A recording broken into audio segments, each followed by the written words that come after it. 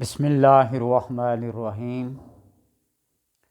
الصلاۃ والسلام علیکہ یا رسول اللہ وعلی آلک و صحابک یا حبیب اللہ۔ اللہم صلی علی محمد و آل محمد۔ اللہم حسنت خلقی فحسن خلقی۔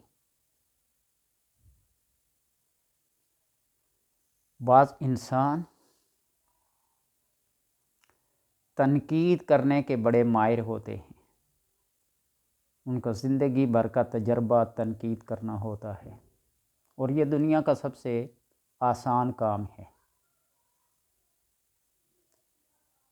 علم ایک ایسی دولت ہے جس کے پاس ہے وہ اللہ کا خاص بندہ ہے، لیکن ہمارے اس ماڈرن جدید دور میں لوگوں نے دین کے مسائل کو بھی ماڈرن بنا لیا ہے۔ مجھے اچھی طرح یاد ہے کہ ایک بہت بڑے سیاستدان جو سینٹ کے تقریباً 4 سے 5 دفعہ چیئرمین بنے ہیں، نام لینے میں بھی کوئی حرج نہیں ہے، لیکن پتہ ہے کہ پاکستانی تاریخ میں سینٹ کا جو سب سے زیادہ چیئرمین بنا ہے وہ کس نام کا آدمی تھا؟ گولڑہ شریف میں استاد محترم مفتی فیض احمد فیض صاحب، جو میرے مایا ناز استاد ہیں،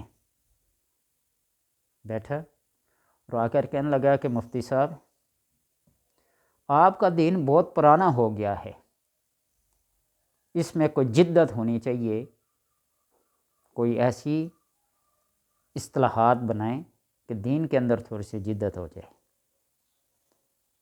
تو استاد محترم نے فرمایا کہ آپ کوئی مثال دیں، ہمارا دین بہت پرانا ہوا ہے، کوئی جدت کی مثال دیں، کوئی ماڈرن مثال دیں۔ اس نے کہا مثلاً آپ کے کنویں کے پانی کے مسائل ہیں، کتا گر جائے تو اتنے ڈول نکالنے چاہیے، بلی گر جائے تو اتنے ڈالنے چاہیے، کبوتر، چڑیا یا مختلف جو جانور ہیں کوئی گر جائیں، چوہا، تو پانی کے ڈول نکالنے کی ایک مقدار مقرر ہے، وہ ڈول جو مستعمل ہو، عام کنویں میں استعمال ہوتا ہے، کوئی 60 ہے، کوئی 70 ہے، کوئی 300 ہے، کوئی کس طرح ہے، ٹھیک ہے۔ تو آج کل جدید کیمیکل ہیں، وہ ڈال دیا کرے، پانی صاف ہو جایا کرے گا، پوٹاشیم وغیرہ یا دیگر جو چیزیں ہیں۔ تو ان کی یہ مثال سن کر استاد محترم نے فرمایا کہ یہ نیا دین آپ کو مبارک ہو، ہمیں پرانا دین ہی چاہیے۔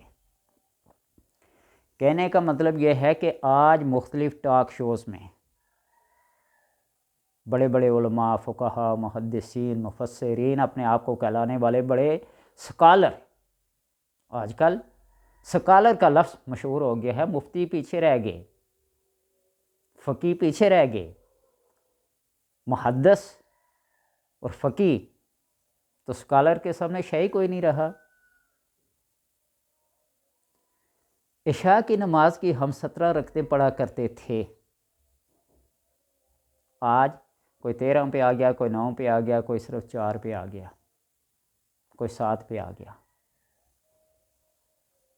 اسی طرح مغرب کی، ظہر کی نوافل کو تو وہ نماز سمجھتے ہی نہیں ہیں، سنت کو بھی نہیں، صرف فرض پڑھے بس نماز کی ادائیگی ہو گئی۔ شکر ہے کہ فجر کی 4 رکعتوں کو اپنی جگہ پہ رکھا ہوا ہے۔ بڑے بڑے سکالرز نے 20 رکعت تراویح کا وجود ہی ختم کر دیا ہے۔ حضرت عمر رضی اللہ تعالی عنہ کے دور سے یہ شروع ہوئی 20 رکعت، ان کی نظر میں حضرت عمر بھی کی ویلیو ہی کوئی نہیں ہے، حالانکہ اس پر صحابہ کا اجماع سکوتی ہے۔ تو کہنے کا مطلب یہ ہے کہ اپنے اخلاق اور اپنے کردار اور اپنے علم کی قدر کرو، تاکہ کوئی بندہ تمہیں برے خیالات سے القابات سے نہ یاد کرے۔ احادیث کی کتابیں وہی پرانی ہیں۔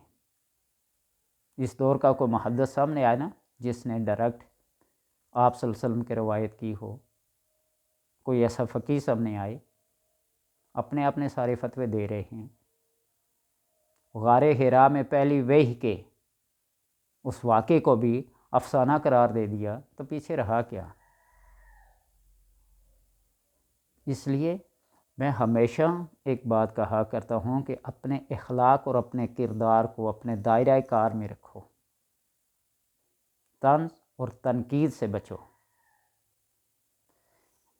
امام غزالی رحمۃ اللہ تعالیٰ نے مناظرہ کرنے سے منع کیا ہے، مناظرہ مجادلے کی صورت اختیار کر لیتا ہے۔ حضرت علی رضی اللہ تعالیٰ عنہ نے جنگ نہروان کے دوران خارجیوں کے ساتھ جنگ تھی تو ساتھیوں نے مشورہ دیا کہ قرآن پر بحث کرتے ہیں، تو آپ رضی اللہ تعالیٰ نے فرمایا کہ قرآن کی آیت ہم بھی پڑھیں گے وہ بھی پڑھیں گے، ہم سیرت مصطفیٰ صلی اللہ علیہ وسلم پر بحث کریں گے،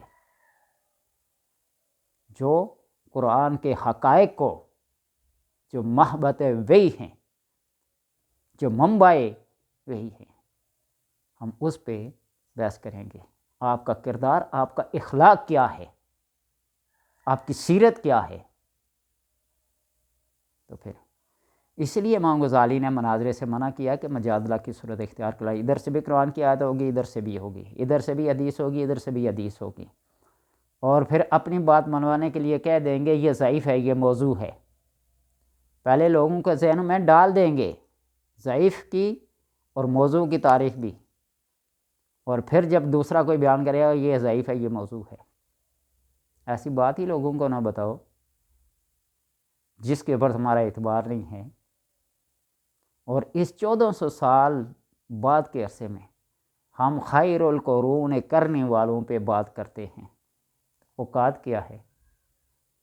تو اس لیے اپنے باطل عقائد اور خیالات کو درست کرنے کے لیے میں جب بھی کہتا ہوں نا کہ اگر آئینہ سامنے ہو، یہ جو میں نے حدیث پڑھی ہے نا، دعا ہے شیشہ دیکھنے کی، اللہم حسنت خلقی فحسن خلقی، جب بھی شیشہ دیکھیں تو اس دعا کو پڑھیں، اپنا معمول بنا لیں۔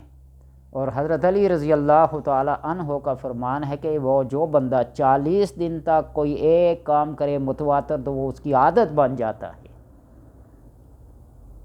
تو آپ جب بھی شیشہ دیکھیں اللہم حسنت خلقی فحسن خلقی، اے اللہ تو نے میری شکل کو کتنا خوبصورت بنایا ہے، تو میرے اخلاق کو بھی حسن، میرے اخلاق کو بھی، میرے کردار کو بھی حسین کر دے، خوبصورت کر دے۔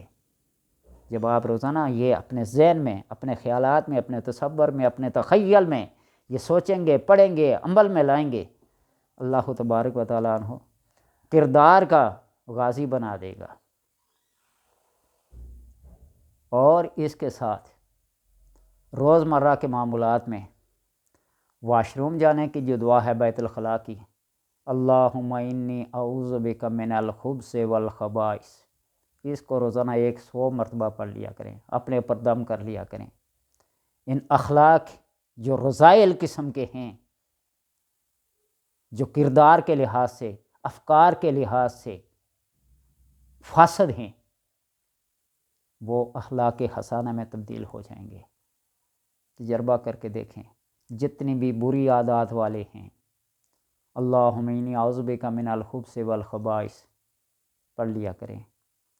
جب بھی شیشہ دیکھیں تو اللہم حسنت خلقی فحسن خلقی یہ پڑھا کریں، ظاہر و باطن خوبصورت ہو جائے گا۔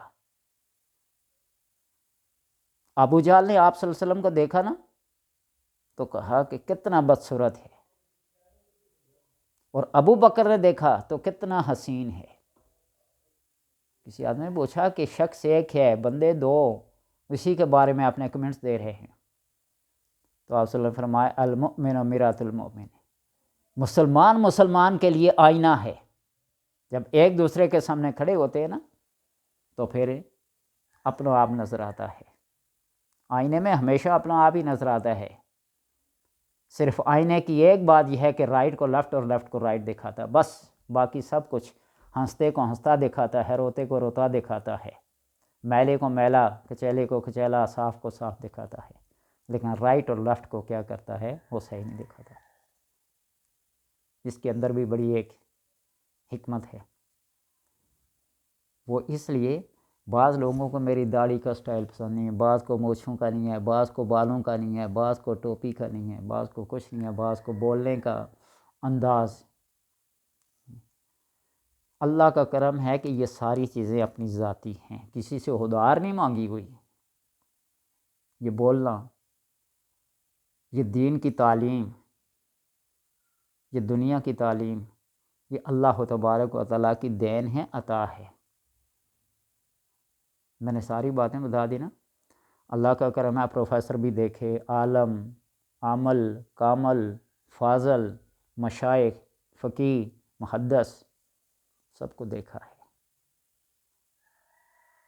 اور میں یہ دعا کرتا ہوں کہ میرے اگر ایک استاد مفتی فیض احمد صاحب فیض صاحب نہ ہوتے تو شاید کہ یہ بات جو معمولی سی ہے یہ بھی میرے اندر نہ آتی۔